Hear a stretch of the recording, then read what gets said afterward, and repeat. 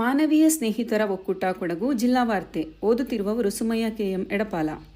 ಕಳೆದ 3 ದಶಕಗಳ ಹಿಂದೆ ಕೇಂದ್ರ ಕೈಗಾರಿಕಾ ಭದ್ರತಾ ಪಡೆ ಸಿಎಫ್ಎಸ್ಐಯಲ್ಲಿ ಕರ್ತವ್ಯ ನಿರ್ವಹಿಸುವ ಸಂದರ್ಭದಲ್ಲಿ ಮಾವೋವಾದಿ ಉಗ್ರರ ದಾಳಿಗೆ ಬಲಿಯಾದ ಹಾರಂಗಿ ನಿವಾಸಿ ವೀರಯೋಧ ಕೆ. ರಾಘವೇಂದ್ರ ಅವರ ಹೆಸರನ್ನು ಚಿರಸ್ಥಾಯಿಯಾಗಿಸುವ ಉದ್ದೇಶದಿಂದ ಹಾರಂಗಿ ಕ್ರೀಡಾಂಗಣಕ್ಕೆ ಭಾನುವಾರ ನಾಮಕರಣ ಮಾಡಲಾಯಿತು. ಹಾರಂಗಿ ನೀರಾವರಿ ಇಲಾಖೆ, ಕೂಡುಮಂಗಳೂರು ಗ್ರಾಮ ಪಂಚಾಯಿತಿ ಹಾಗೂ ಭಾರತ ಸರ್ಕಾರ, ಕೇಂದ್ರ ಗೃಹ ಸಚಿವಾಲಯ, ಕೇಂದ್ರ ಕೈಗಾರಿಕಾ ಭದ್ರತಾ ಪಡೆ ಸಿಐಎಸ್ಐ ಸಂಯುಕ್ತಾಶ್ರಯದಲ್ಲಿ ಏರ್ಪಡಿಸಿದ್ದ ಕಾರ್ಯಕ್ರಮದಲ್ಲಿ ಕ್ರೀಡಾಂಗಣಕ್ಕೆ ಧೀರ ಹೃದಯಿ ರಾಘವೇಂದ್ರ ಕೆ ಕ್ರೀಡಾಂಗಣ ಎಂದು ನಾಮಕರಣ ಮಾಡಿದ್ದು, ನಾಮಫಲಕವನ್ನು ಶಾಸಕ ಡಾಕ್ಟರ್ ಮಂತೇಗೌಡ ಹಾಗೂ ಸಿಐಎಸ್ಎಫ್ ಡಿಐಜಿ ನೆಲ್ಲೂರು ಪೆರುಮಾಳ್ ಅವರು ಉದ್ಘಾಟಿಸಿದರು. ನಂತರ ವೀರಯೋಧ ಭಾವಚಿತ್ರಕ್ಕೆ ಪುಷ್ಪಗುಚ್ಛವನ್ನು ಅರ್ಪಿಸುವ ಮೂಲಕ ಶಾಸಕರು ಹಾಗೂ ಅಧಿಕಾರಿಗಳು ಗೌರವ ಸಲ್ಲಿಸಿದರು. ಮೈದಾನದ ಅಂಚಿನಲ್ಲಿ ಶಾಸಕರು ಗಿಡ ನೆಟ್ಟು ನೀರು ಹಾಕಿದರು. ನಂತರ ನಡೆದ ಸಮಾರಂಭದಲ್ಲಿ ಮಾತನಾಡಿದ ಶಾಸಕ ಮಂತೇಗೌಡ ಅವರು, ಸ್ವಾತಂತ್ರ್ಯ ಹೋರಾಟಗಾರ ಕುಟುಂಬದಿಂದ ಬಂದ ರಾಘವೇಂದ್ರ ಅವರ ದೇಶ ಸೇವೆ ಶ್ಲಾಘನೀಯ. ಹುತಾತ್ಮರಾದ ಯೋಧರ ಹೆಸರು ಚಿರಸ್ಥಾಯಿಯಾಗಿ ಉಳಿಯಬೇಕು. ಈ ಹಿನ್ನೆಲೆಯಲ್ಲಿ ಕ್ರೀಡಾಂಗಣಕ್ಕೆ ರಾಘವೇಂದ್ರ ಅವರ ಹೆಸರು ನಾಮಕರಣ ಮಾಡಲಾಗಿದೆ. ಇದು ಇತರೆ ಯುವ ಜನರಿಗೆ ಸ್ಫೂರ್ತಿ ಹಾಗೂ ಪ್ರೇರಣೆಯಾಗಬೇಕು ಎಂದರು. ಕೊಡಗು ಜಿಲ್ಲೆಗೆ ನವಮಂಗಳೂರು ಬಂದರು ಸಂಸ್ಥೆಯಿಂದ ಶಾಶ್ವತವಾದ ಜನೋಪಯೋಗಿ ಯೋಜನೆಯನ್ನು ಜಾರಿಗೊಳಿಸಲು ಬದ್ಧ ಎಂದು ಸಂಸ್ಥೆಯ ಅಧ್ಯಕ್ಷ ಸುಶೀಲ್ ಕುಮಾರ್ ಸಿಂಗ್ ಭರವಸೆ ನೀಡಿದ್ದಾರೆ. ಮಡಿಕೇರಿಗೆ ಭೇಟಿ ನೀಡಿದ ಸುಶೀಲ್ ಕುಮಾರ್ ಸಿಂಗ್ ಅವರನ್ನು ತಾಜ್ ವಿವಾಂತ ರೆಸಾರ್ಟ್ನಲ್ಲಿ ಭೇಟಿ ಮಾಡಿದ ಕೊಡಗು ಜಿಲ್ಲಾ ಚೇಂಬರ್ ಆಫ್ ಕಾಮರ್ಸ್ ಜಿಲ್ಲಾಧ್ಯಕ್ಷ ಬಿಆರ್ ನಾಗೇಂದ್ರ ಪ್ರಸಾದ್ ನೇತೃತ್ವದ ನಿಯೋಗವು ವಿವಿಧ ಬೇಡಿಕೆಗಳ ಪ್ರಸ್ತಾವನೆ ಸಲ್ಲಿಸಿತ್ತು. ಜಿಲ್ಲಾ ಚೇಂಬರ್ ಆಫ್ ಕಾಮರ್ಸ್ನ ಗೌರವ ಸಲಹೆಗಾರ ಜಿ ಚಿದ್ವಿಲಾಸ್ ಈ ಸಂದರ್ಭ ಪ್ರಸ್ತಾವನೆ ಸಲ್ಲಿಸಿ, ಕೊಡಗು ಜಿಲ್ಲೆಯಿಂದ ಬಹುತೇಕ ಕಾಫಿ ವಹಿವಾಟು ನವಮಂಗಳೂರು ಬಂದರಿನ ಮೂಲಕ ಆಗುತ್ತಿದೆ. ನವಮಂಗಳೂರಿನ ಆರ್ಥಿಕ ಲಾಭಕ್ಕೂ ಕೊಡಗಿನಿಂದ ಸರಬರಾಜಾಗುತ್ತಿರುವ ಕಾಫಿ ಪರೋಕ್ಷವಾಗಿ ಕಾರಣವಾಗುತ್ತಿದೆ. ಈ ನಿಟ್ಟಿನಲ್ಲಿ ನವಮಂಗಳೂರು ಬಂದರು ಟ್ರಸ್ಟ್ನಿಂದ ಕಾರ್ಪೊರೇಟ್ ಸಾಮಾಜಿಕ ಜವಾಬ್ದಾರಿ ನಿಧಿ ಬಳಸಿ ಕೊಡಗು ಜಿಲ್ಲೆಯಲ್ಲಿ ಜನರಿಗೆ ಪ್ರಯೋಜನವಾಗುವಂತಹ ಶಾಶ್ವತ ಯೋಜನೆಯನ್ನು ಜಾರಿಗೊಳಿಸುವಂತೆ ಕೋರಿದರು.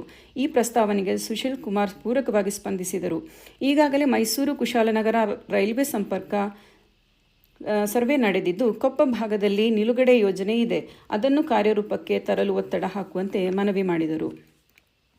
ಕೊಡಗು ಜಿಲ್ಲೆಯಲ್ಲಿ ಪ್ರಸಕ್ತ ವರ್ಷದ ಮುಂಗಾರು ಹೊಸ ಅನುಭವಕ್ಕೆ ಸಾಕ್ಷಿಯಾಗುತ್ತಿದೆ. ವಾಡಿಕೆಯಂತೆ ಈ ವೇಳೆಗೆ, ಅದರಲ್ಲೂ ಕಕ್ಕಡ ಆಟಿ ಮಾಸ ಸಮೀಪಿಸುತ್ತಿರುವ ಸಂದರ್ಭದಲ್ಲಿ ಬಿಸಿಲಿನ ವಾತಾವರಣ ಕಾಣುತ್ತಿರುವುದು ಬಹುಶಃ ಇತ್ತೀಚಿನ ವರ್ಷಗಳಲ್ಲಿ ಎದುರಾಗಿರಲಿಲ್ಲ. ಈ ವೇಳೆಗೆ ಕೊಡಗು ಮುಂಗಾರಿನ ಆರ್ಭಟಕ್ಕೆ ತತ್ತರಿಸುವಂತೆ ಇರುತ್ತಿತ್ತು. ಆದರೆ ಪ್ರಾಕೃತಿಕವಾದ ಏರುಪೇರು ಮುಂದಿನ ದಿನಗಳಲ್ಲಿ ಎದುರಾಗಬಹುದಾದ ಗಂಭೀರ ಪರಿಸ್ಥಿತಿಯ ಆತಂಕಕ್ಕೆ ಕಾರಣವಾಗುತ್ತಿದೆ. ಈಗಾಗಲೇ ಜೂನ್ ತಿಂಗಳು ಪೂರ್ಣಗೊಂಡಿದ್ದು, ಜುಲೈ 2ನೇ ವಾರವು ಮುಕ್ತಾಯಗೊಳ್ಳುತ್ತಿದೆ. ಆದರೂ ಭತ್ತದ ಕೃಷಿ ಚಟುವಟಿಕೆಗಳಿಗೆ ವೇಗ ದೊರೆತಿಲ್ಲ. ಬಹುತೇಕ ಗದ್ದೆಗಳಲ್ಲಿ ನೀರಿಲ್ಲದೆ ಬಿತ್ತನೆ ಕಾರ್ಯ ಸಂಕಷ್ಟ ಕಂಡುಬಂದಿದೆ.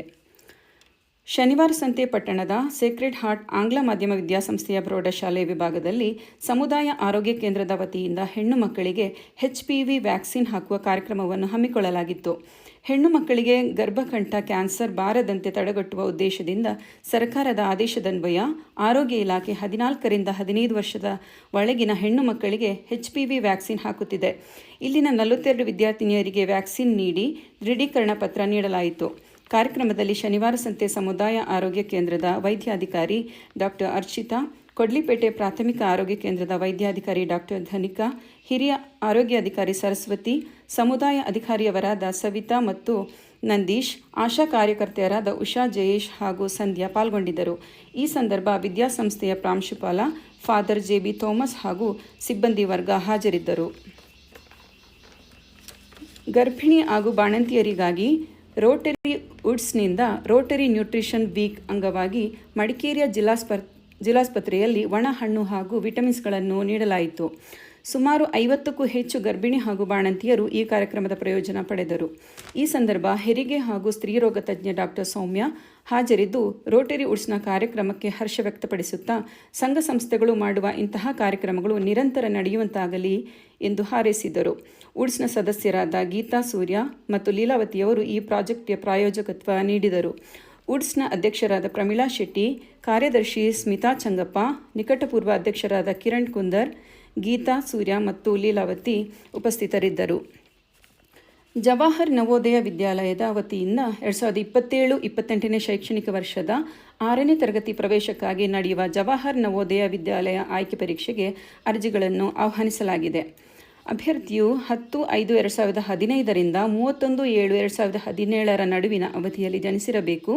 2026-27ನೇ ಶೈಕ್ಷಣಿಕ ವರ್ಷದಲ್ಲಿ 5ನೇ ತರಗತಿಯಲ್ಲಿ ವ್ಯಾಸಂಗ ಮಾಡುತ್ತಿರುವ ವಿದ್ಯಾರ್ಥಿಗಳು ಅರ್ಜಿ ಸಲ್ಲಿಸಬಹುದು. ವಿದ್ಯಾರ್ಥಿಯು ಸಂಬಂಧಿತ ಜಿಲ್ಲೆಯ ನಿವಾಸಿಯಾಗಿರಬೇಕು ಹಾಗೂ ನವೋದಯ ವಿದ್ಯಾಲಯ ಸಮಿತಿಯು ನಿಗದಿಪಡಿಸಿರುವ ಅರ್ಹತಾ ಷರತ್ತುಗಳನ್ನು ಪೂರೈಸಿರಬೇಕು. ಅರ್ಜಿಯನ್ನು ಆನ್ಲೈನ್ ಮೂಲಕ ಉಚಿತವಾಗಿ ಸಲ್ಲಿಸಬಹುದು. ಅರ್ಜಿ ಸಲ್ಲಿಸಲು ತಾರೀಖು 31 ಕೊನೆಯ ದಿನ. ಹೆಚ್ಚಿನ ಮಾಹಿತಿಗಾಗಿ ನವೋದಯ ವಿದ್ಯಾಲಯ ಸಮಿತಿಯ ಅಧಿಕೃತ ವೆಬ್ಸೈಟನ್ನು ಸಂಪರ್ಕಿಸಬಹುದಾಗಿದೆ. ಇಲ್ಲಿಗೆ ಜಿಲ್ಲಾ ವಾರ್ತೆ ಮುಕ್ತಾಯವಾಯಿತು.